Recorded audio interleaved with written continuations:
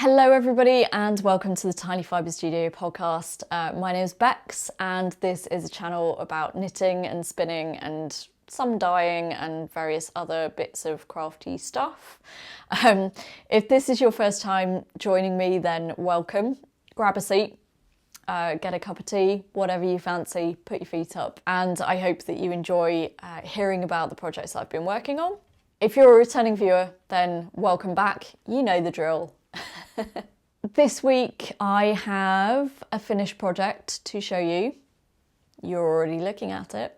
I also have a work in progress to share. I've got some dyeing, some spinning, yeah, lots of things. So pull up a seat and enjoy. So first things first, the Monman sweater is finished. Thank goodness, because it took about 2 months, albeit I have attempted to finish it 4 times. So yeah, I actually really quite like it now it's done. I would say the sleeves are a little bit on the baggy side at the top here. That's quite often something that I find with raglan sweaters. I think sometimes the raglan increases just come a little bit too far down for me. So it probably needs to go half an inch further up, maybe. But it is supposed to be a relaxed fit sweater, so that's fine. It's nice and relaxed and I like it. I am going to go through the details of this sweater in quite a lot of detail because I think it would be useful not only for anybody who's thinking of knitting Monman, but also for anybody who's knitting anything with hand-dyed yarns or other yarns that need alternating, and also anybody who's knitting something with reverse stocking stitch, which is how this is supposed to be worn, but the observant amongst you will notice that that's not how I'm wearing it. Anyway, let's go through the details of this project. So let's go through the details of this project. This is the Monman sweater by Jonna Heytaler. It's available on Ravelry as a download. It's around about €5.50. The original pattern is designed for Le Bien Mis Merino Aran, but I have used Stranded Dye Works Merino Aran instead. This is in the flower crown colourway. I knit it on 4.5mm needles, which for me works as a better tension for Aran weight than the suggested 5mm, and I use 3.5mm needles for the ribbing. It's a top-down raglan sweater. It is designed to be worn as reverse stocking stitch, but that's not how I'm wearing it. I will explain more later on. And in terms of bind-offs, I used the invisible bind-off, which is kind of a little bit like a Kitchener bind-off, but without the set-up rows. So that's the quick information. Let's get a little bit more into the details. So as I mentioned, the original is designed in Le Bien Mis Merino Aran, and I think Le Bien Mis' Instagram feed is where I first saw this sweater. However, Le Bien Mis is not the most affordable of yarns, and while I'm totally willing to pay £160 for yarn, kind of, I really couldn't quite justify it for a relatively basic raglan sweater. So when Amy of the Stranded podcast showed off hers, which was done in her own yarn, I decided that that was exactly the sweater that I wanted, and that's what I ordered. So the actual yarn is Stranded Dye Works Merino Aran in the flower crown colourway, and it's beautiful. It's a very, very nice yarn. The base colour is kind of a lilac-y grey. So grey with slightly sort of pinky blue undertones, and then there's just pops of loads of different colours. So you'll be able to see here there are some maroons, some greens, there are turquoises, little bits of orange, lime green, all sorts of stuff. And all of it is exceptionally beautiful. Such a beautiful yarn that a lot of the reason why this took 2 months was because I just really wanted to do the yarn justice. I think when you pay a lot of money for yarn for a particular project, you just kind of have that investment and you really want it to be a beautiful item and something that you will wear and that you won't regret any decisions that you made during the making of it. I do have a few comments about the pattern itself. The first thing that I noticed, which I don't know whether this is a particularly standard thing or whether I've just been really spoilt with every other sweater pattern that I've ever knitted, but the yarn requirements were kind of odd. When I say odd, what I mean is it listed exactly the same yardage required for both the small and the extra small versions of the sweater. And I went, well, hang on a minute, that's not possible. So I emailed them and they said, yeah, that's correct. It uses 5 skeins of Le Bien Aimé Merino Aran for both versions.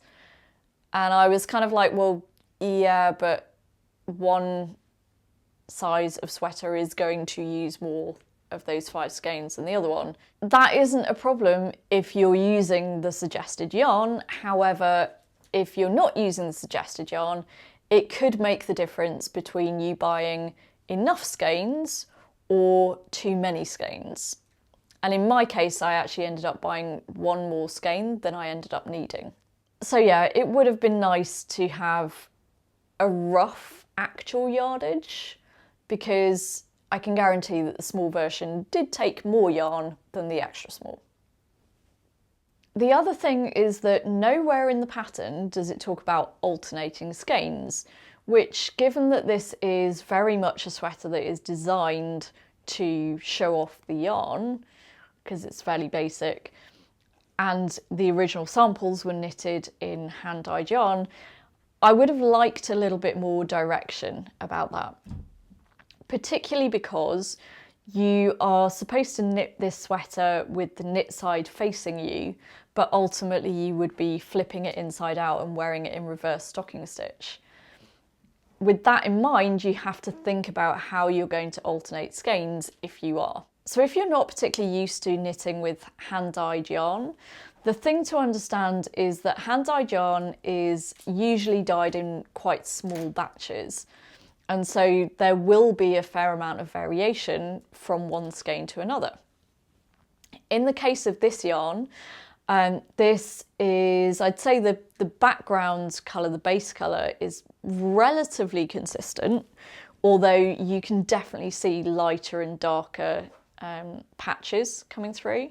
But there was definitely a difference between each of the skeins as to which speckle colours were more dominant.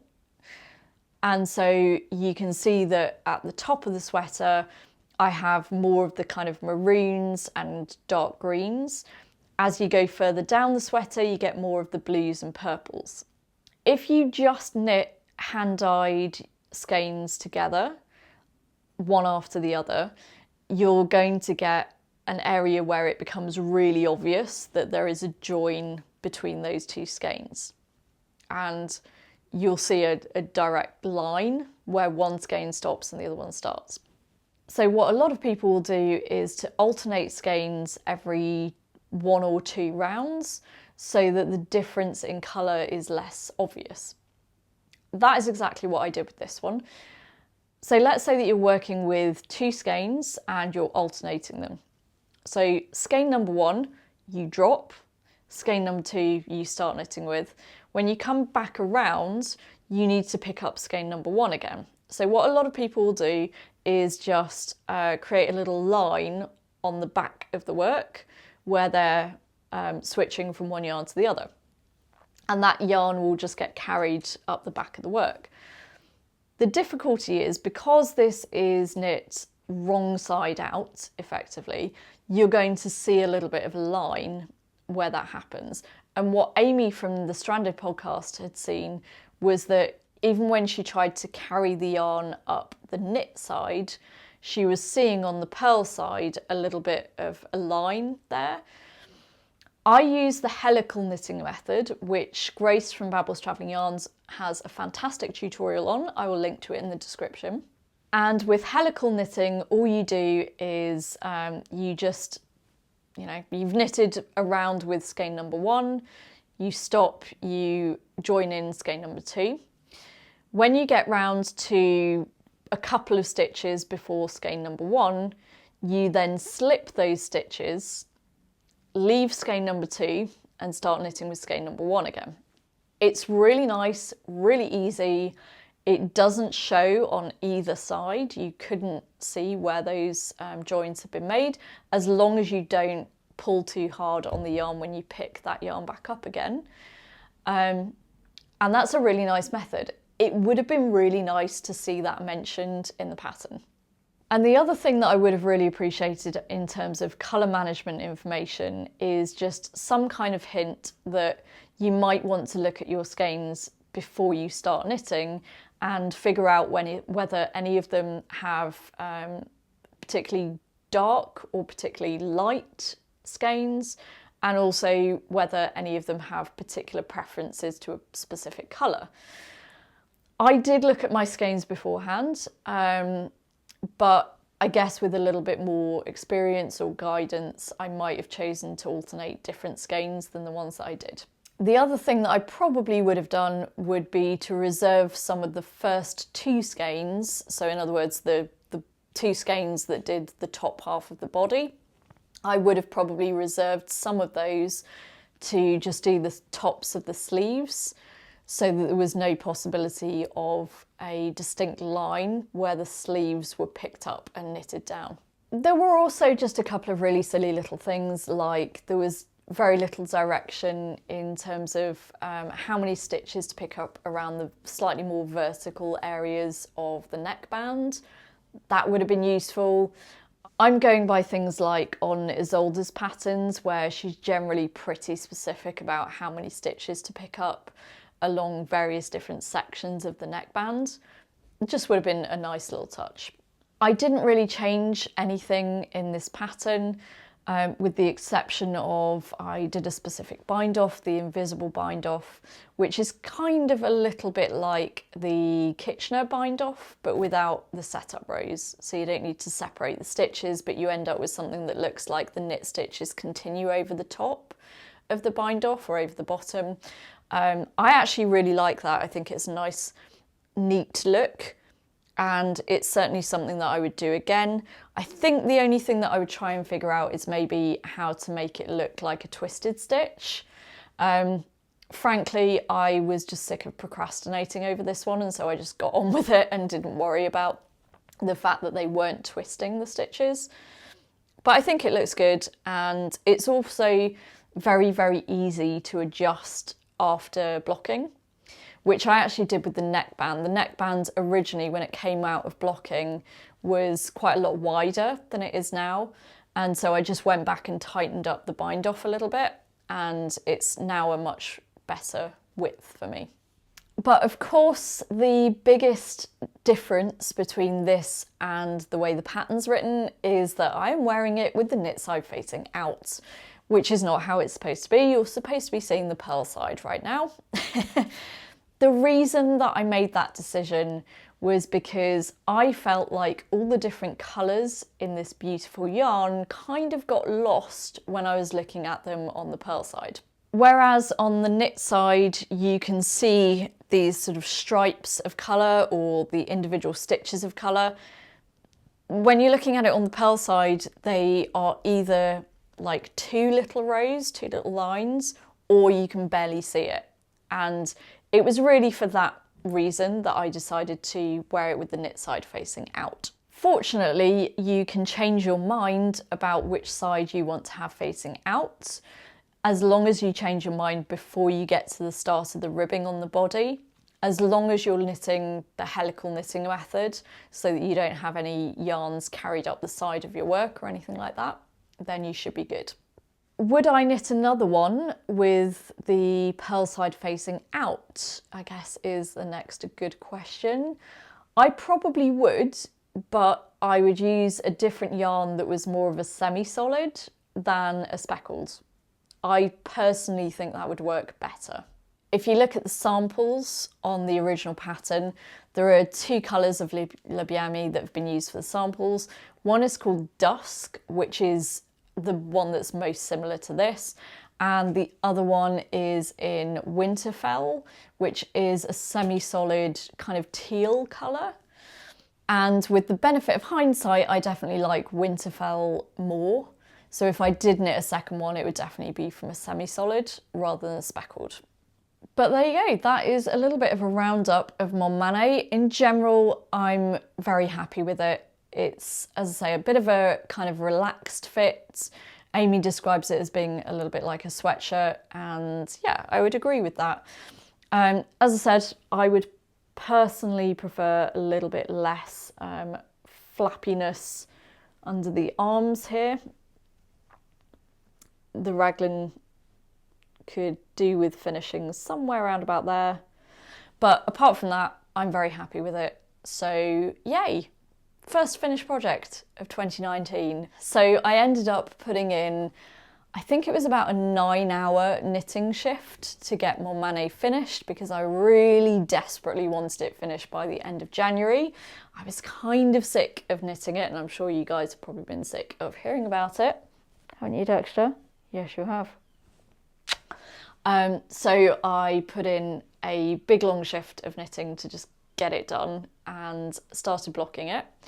And at the point where I started blocking it, I then went back to my second project that I kind of had on the needles. You might remember that last time I mentioned the fact that I had sort of started on Skoga Fuel, which is the next sweater that I want to knit. At that stage, I think I'd done one sleeve. I've now done more than that. And if Dexter will get out of the way and stop being in danger of knocking my tea over, I will show you what Skoga Fuel looks like now. Last episode, I had done the first sleeve of Skoga Fuel. I actually now have 2 sleeves, which is not bad going. And I also have somewhere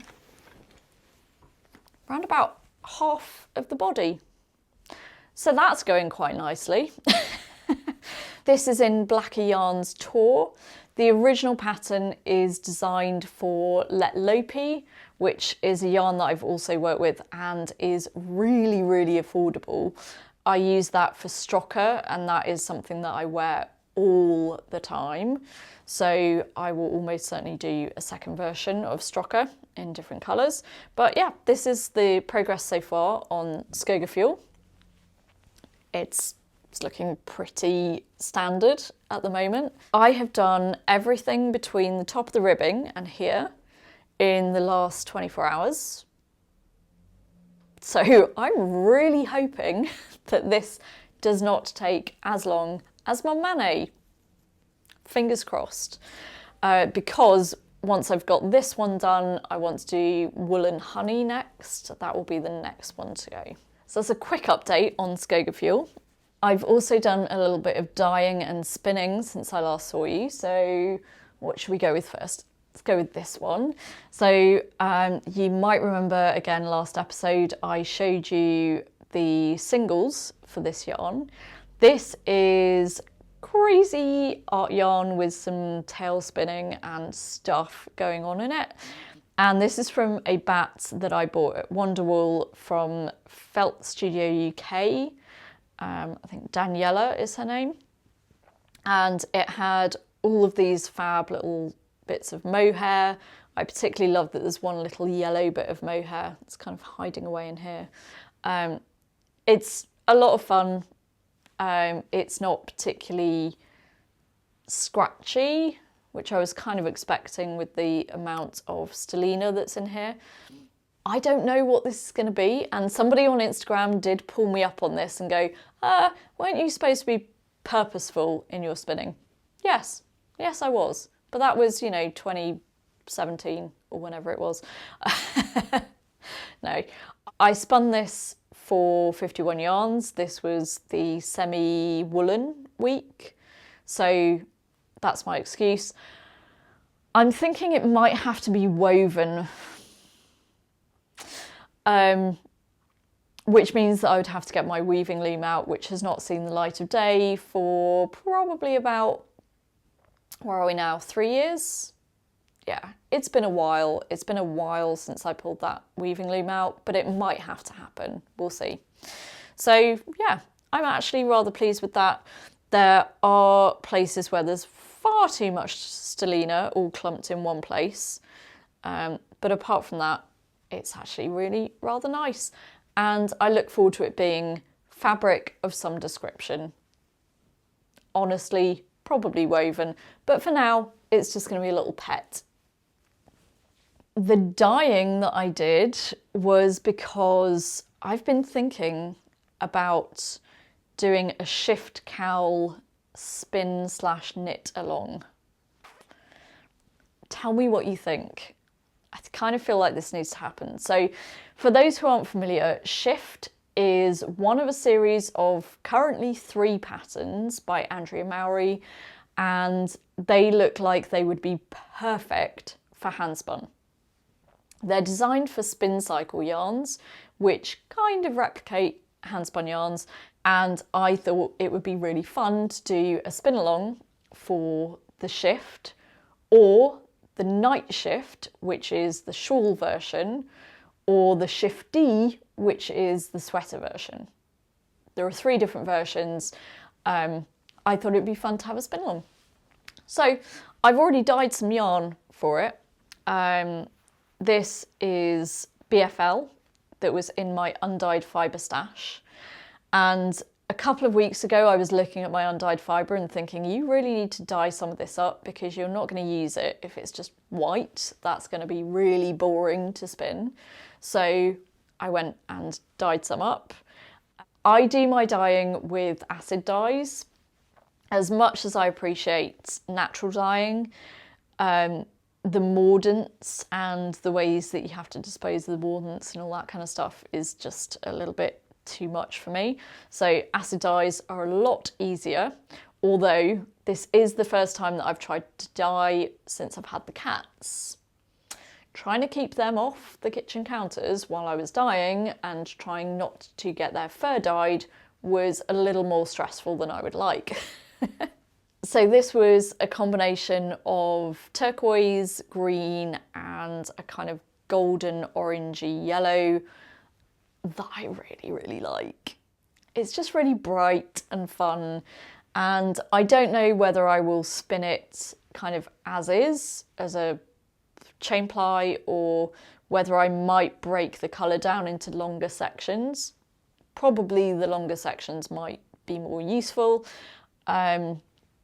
But yeah, that's some dyeing that I did this last week or so.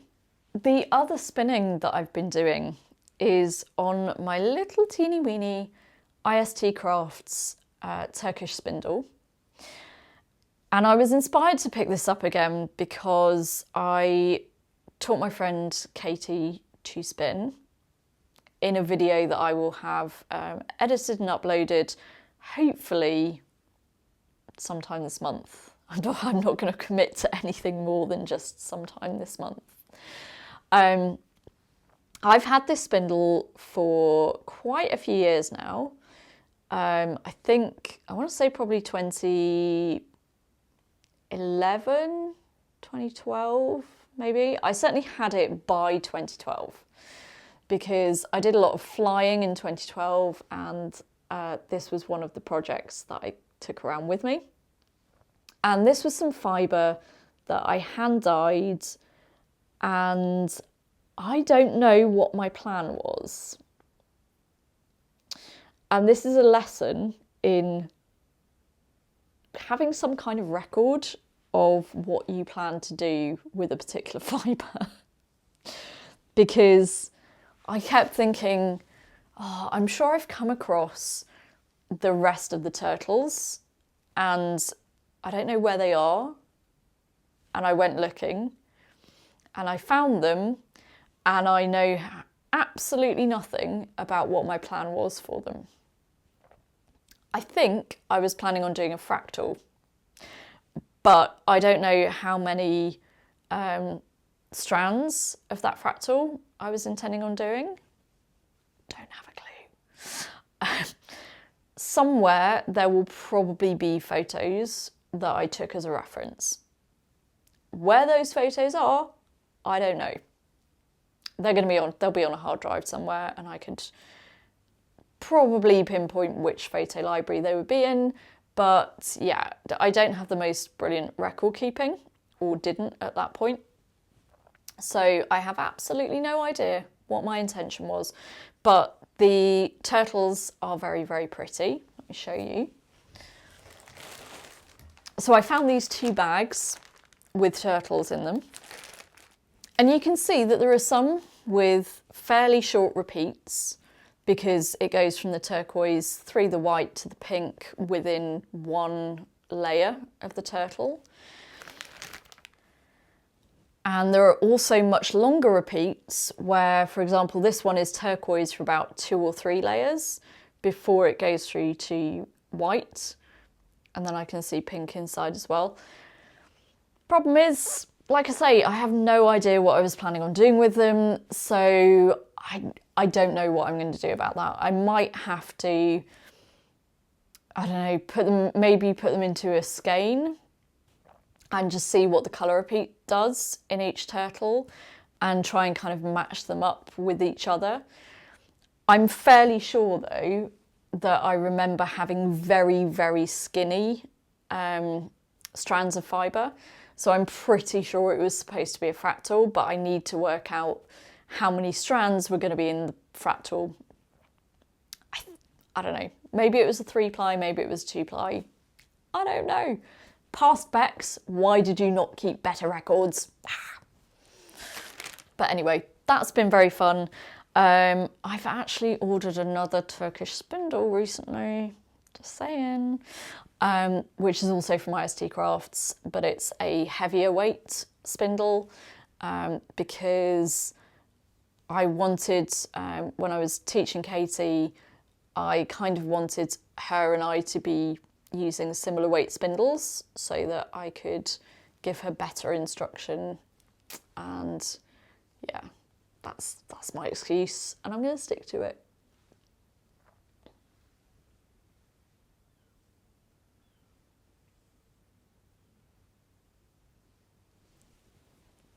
And spinning on these is rather addictive, isn't it? We all know it. So that's a little mobile spinning project that I've been working on. And I think there is one other spinning project which is hardly even worth mentioning because I've not really done very much on it, but it is this rainbow hilltop cloud sock base, which is really quite awesome. Look at it, yay. So I'm very happy with how this is coming out. I've used this base before, so I was able to look back at my records. Yes, modern day Bex keeps records. It's useful, believe me.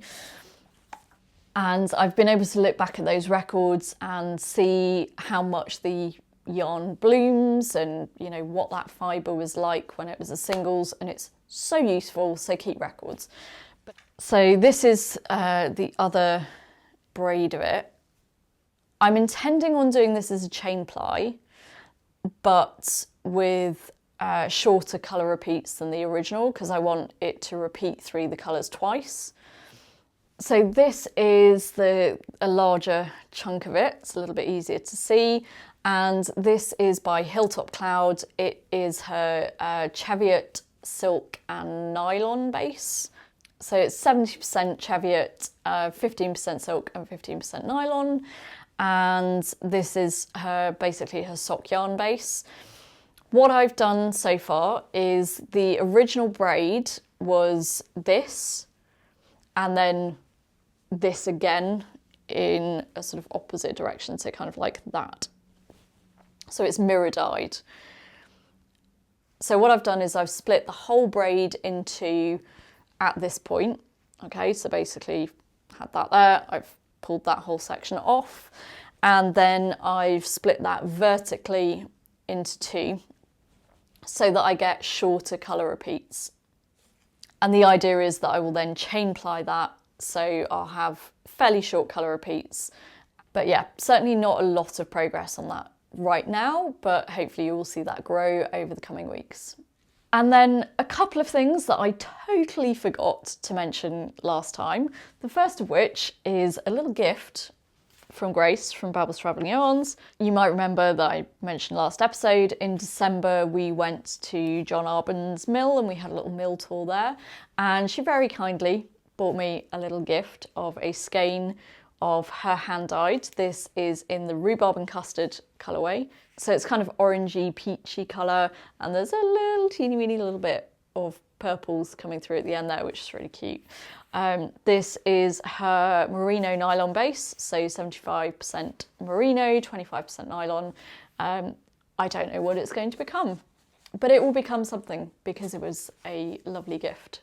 Speaking of that little meetup, the video of the mill tour of John Arbon is now up. So if you've missed that, just pop back into my videos and on my channel you will see the mill tour. It's quite a long video because it is the entire tour of the video, with the exception of a couple of bits where John was a little bit loose-lipped about some stuff that's coming up that he probably shouldn't have been talking about yet. Suffice to say, I'm very excited to see what comes out of John Arbon this year. And Grace also has an interview with John Arbon on her channel as well, so definitely go and check that one out. And then the other thing that I totally forgot to mention was a beautiful self-care comic that my friend Katie of the Green Bean podcast published on her Instagram account at the beginning of January. This came at a really good time for me because I was considering all sorts of New Year's resolutions that I would probably not have stuck to because it's me, but also that were maybe just not in my head for the right reasons. And I would really encourage you to go back into her Instagram feed and find that post.